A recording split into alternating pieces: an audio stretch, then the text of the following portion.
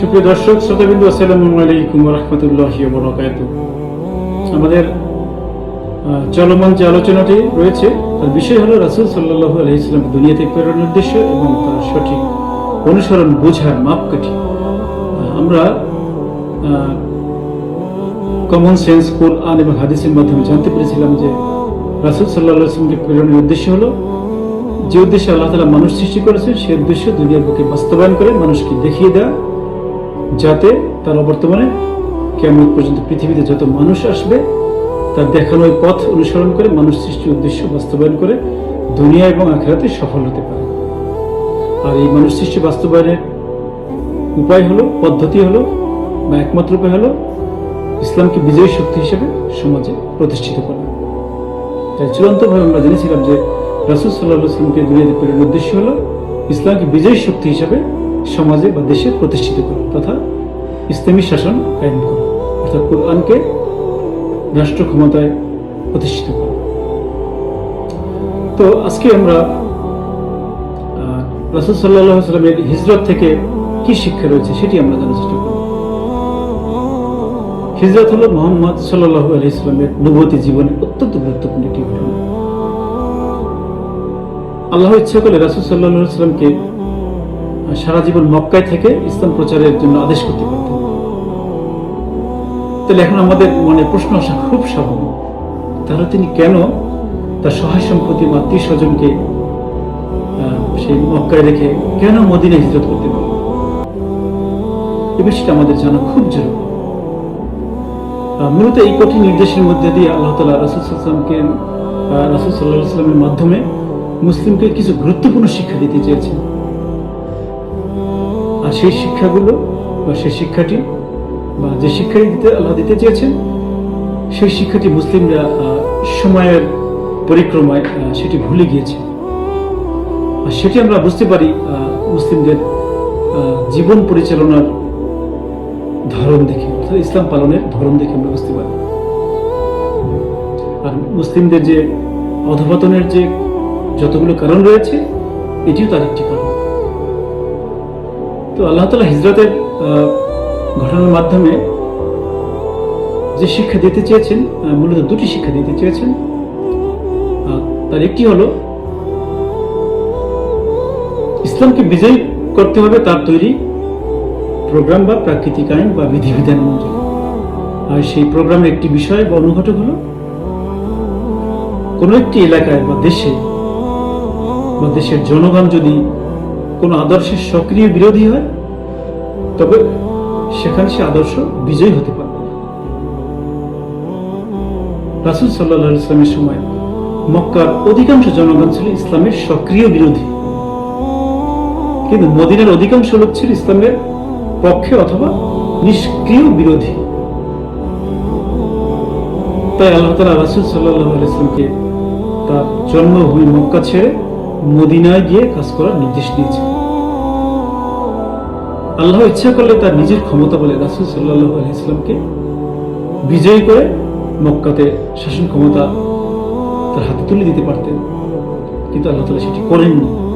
এর পেছনে কারণ রয়েছে, আর সে কারণ হলো যদি সেটি করা হতো তাহলে পরবর্তীকালে মুসলিমরা একটা অজুহাত তুলতে পারত যে রাসূল সাল্লাল্লাহু আলাইহি ওয়াসাল্লাম মক্কায় বিজয়ী হয়েছেন, অর্থাৎ ইসলামকে প্রতিষ্ঠিত করেছেন অলৌকিক শক্তির ক্ষমতা বলে, অর্থাৎ আল্লাহ তাআলা সরাসরি প্রত্যক্ষ সহযোগিতার মাধ্যমে, ডিরেক্ট সহযোগিতার মাধ্যমে।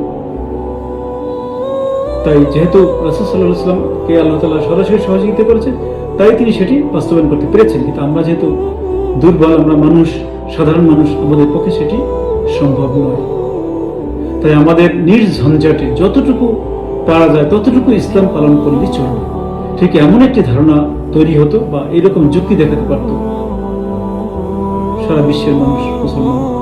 ঠিক সেই কারণে কিন্তু তিনি সেটি করেননি। আল্লাহ তাআলা নিজের শক্তি প্রয়োগ করে মক্কাতে বিজয় করেন। আল্লাহ তাআলা চাইতে পারতেনই। দ্বিতীয় যে বিষয়টি আমাদের আল্লাহ তাআলা শিক্ষা দিতে চেয়েছেন সেটি হলো হিজরতের মাধ্যমে যদি বোঝা যায় যে নিজ এলাকায় ইসলামকে বিজয়ী করা সম্ভব নয়, কিন্তু অন্য এলাকায় সে সম্ভাবনা রয়েছে, বা অন্য এলাকায় ইসলাম বিজয়ী আছে, তবে যাদের পক্ষে সম্ভব তাদের নিজ এলাকা ছেড়ে সেখানে চলে যেতে হবে এবং সেখানে ইসলামকে বিজয়ী করা বা বিজয়ী রাখার জন্য চেষ্টা সাধনা করতে হবে। কারণ হলো, যে এলাকায় ইসলাম বিজয়ী নেই ওই এলাকায় থাকলে মন না চাইলেও প্রকৃত মুসলিমদের নানা রকম ইসলাম বিরোধী কাজ করতে হয় কিংবা করতে বাধ্য হয়। তাই নিজ এলাকায় ইসলাম বিজয়ী হওয়ার সম্ভাবনা না থাকলে যেখানে বিজয়ী আছে বা বিজয়ী হওয়ার সম্ভাবনা রয়েছে সেখানে হিজরত করে চলে যেতে হবে। অন্যথায় নিজ এলাকায় ইসলামকে প্রতিষ্ঠিত করার জন্য চেষ্টা সাধনা করতে হবে। মহান আল্লাহ তাআলা এই কথাটি সূরা নিসার, ঠিক এই কথাটি অত্যন্ত চমৎকার করে সূরা নিসার ৯৭ এবং ৯৮ নম্বর আয়াতে আল্লাহ তাআলা উপস্থাপন করেছে এবং সে কথাগুলো অত্যন্ত গুরুত্বপূর্ণ এবং সহজে বোঝার জন্য আল্লাহ তাআলা ফেরেশতা এবং কিছু মানুষের মৃত্যুকালের প্রথম কথোপকথনের মাধ্যমে আমাদেরকে জানিয়েছে।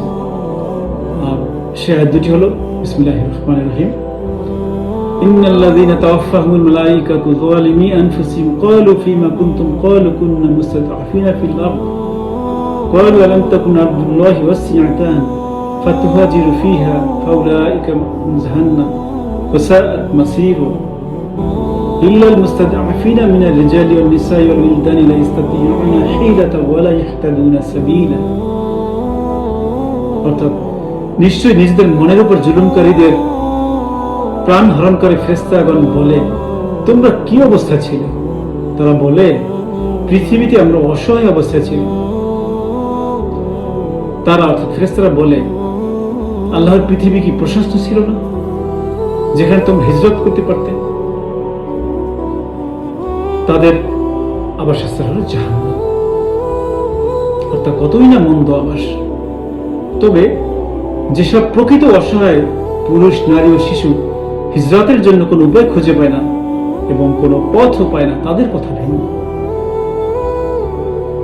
কিন্তু সেই আয়াত দুটিতে অত্যন্ত চমৎকার করে আল্লাহ তাআলা আমাদেরকে জানিয়ে দিলেন যে হিজরত না করলে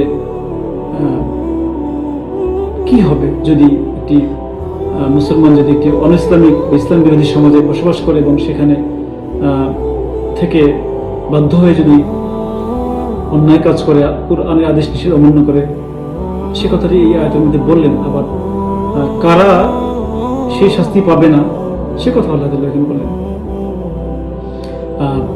যে সমাজে ইসলাম বিরোধী ব্যবস্থা প্রতিষ্ঠিত রয়েছে সেখানে বসবাস করার কারণে মনকে কষ্ট দিয়ে নানা ধরনের ইসলাম বিরোধী কাজ করছে বা সহ্য করছে এমন মুসলিমদের মৃত্যুর সময় ফেরেশতারা জিজ্ঞেস করবে, মনের অবস্থা কি নিয়ে তোমরা সেখানে তোমার জন্মভূমিতে বসবাস করছে? আর মনের প্রতি জুলুমকারী সেই সমস্ত মানুষ বলবে যে আমরা দুর্বল ছিলাম, তাই মনের প্রতি জুলুম করে আমরা সেখানে বসবাস করেছি। তখন ফেরেশতা মৃত্যুর ফেরেশতা তাদেরকে জিজ্ঞেস করবে, পৃথিবীকে এতই ছোট, আল্লাহ তাআলা পৃথিবীকে এতই ছোট, সেখানে তোমরা হিজরত করতে পারতে না?